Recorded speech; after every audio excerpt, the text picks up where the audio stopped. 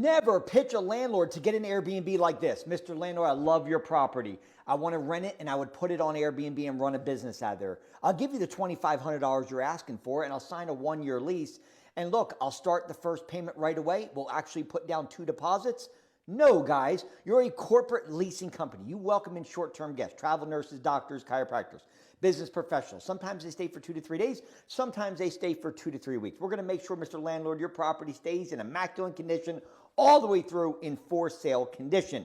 We're going to make sure we're not painting the back bedrooms green and pink for the kids. We have no smokers, no pets, and generally no little kids. We'll do a 2-year lease with you. I'll ask for 4 weeks of the front to get free rent so we can get the place ready for our guests. Can we put together a deal? That is how you pitch it, and that's how you get your first Airbnb.